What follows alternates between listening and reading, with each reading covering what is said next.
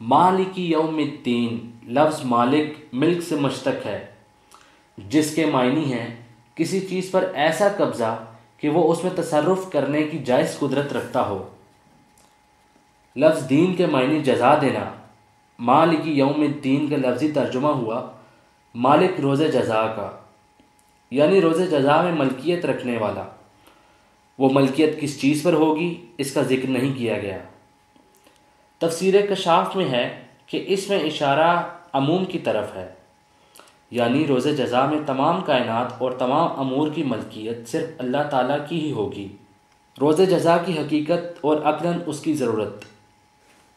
اب یہاں چند باتیں قابل غور ہیں۔ اول یہ کہ روز جزا کس دن کا نام ہے اور اس کی کیا حقیقت ہے۔ دوسرے یہ کہ اللہ تعالیٰ کی ملکیت تمام کائنات پر جس طرح روز جزا میں ہوگی ایسے ہی آج بھی ہے، پھر روز جزا کی کیا خصوصیت ہے۔ پہلی بات کا جواب یہ ہے کہ روز جزا اس دن کا نام ہے جس کو اللہ تعالیٰ نے نیک و بد اعمال کا بدلہ دینے کے لیے مقرر فرمایا ہے۔ لفظ روز جزا سے ایک عظیم الشان فائدہ یہ حاصل ہوا کہ دنیا نیک و بد اعمال کی جزا و سزا کی جگہ نہیں، بلکہ ایک دارالعمل فرض ادا کرنے کا دفتر ہے، تنخواہ یا صلہ وصول کرنے کی جگہ نہیں۔ اس سے معلوم ہو گیا کہ دنیا میں کسی کو عیش و عشرت، دولت و راحت سے مالا مال دیکھ کر یہ نہیں کہا جا سکتا کہ وہ اللہ کے نزدیک مقبول و محبوب ہے، یا کسی کو رنج و مصیبت میں مبتلا پا کر یہ نہیں قرار دیا جا سکتا کہ وہ اللہ کے نزدیک معتوب و مبغوض ہے۔ جس طرح دنیا کے دفتروں اور کارخانوں میں کسی کو اپنا فرض ادا کرنے میں مصروف محنت دیکھا جائے تو کوئی عقل مند اس کو مصیبت زدہ نہیں کہتا، اور نہ وہ خود اپنی مشقت کے باوجود اپنے آپ کو گرفتار مصیبت سمجھتا ہے، بلکہ وہ اس محنت و مشقت کو اپنی سب سے بڑی کامیابی تصور کرتا ہے، اور کوئی مہربان اس کو اس مشقت سے سبکدوش کرنا چاہے تو وہ اس کو اپنا بدترین دشمن خیال کرتا ہے، کیونکہ وہ اس 30 روزہ محنت کے پس پردہ اس راحت کو دیکھ رہا ہے جو اس کو تنخواہ کی شکل میں ملنے والی ہے۔ یہی وجہ ہے کہ اس دنیا میں انبیاء علیہ السلام اور ان کے بعد اولیاء اللہ سب سے زیادہ مصیبت و بلا میں مبتلا ہوتے ہیں، اور وہ اپنی اس حالت پر نہایت مطمئن اور بسا اوقات مسرور نظر آتے ہیں۔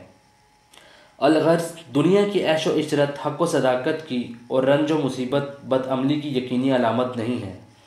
ہاں، کبھی کبھی کسی عمل کی جزا یا سزا کا ہلکا سا نمونہ دنیا میں بھی ظاہر کر دیا جاتا ہے، وہ اس کا پورا بدلہ نہیں ہوتا، محض متنبہ کرنے کے لیے ایک نمونہ ہوتا ہے۔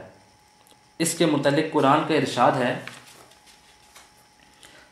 ترجمہ، یعنی ہم لوگوں کو آخرت کے بڑے عذاب سے پہلے بعض اوقات دنیا میں ایک عذاب قریب کا مزہ چکھا دیتے ہیں تاکہ وہ باز آ جائیں۔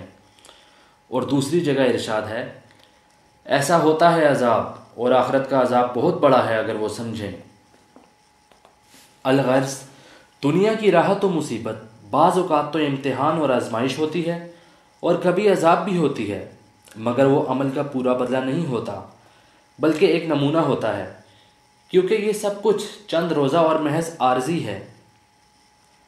مدار و معیار وہ راحت و کلفت ہے جو ہمیشہ قائم رہنے والی ہے، اور جو اس عالم سے گزرنے کے بعد عالم آخرت میں آنے والی ہے۔ اسی کا نام روز جزا ہے۔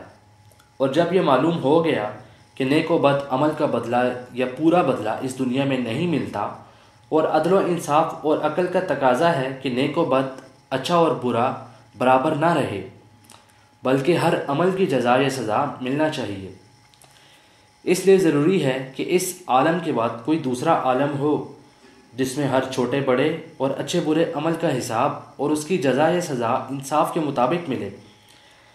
اسی کو قرآن کی اصطلاح میں روز جزا یا قیامت یا آخرت کہا جاتا ہے۔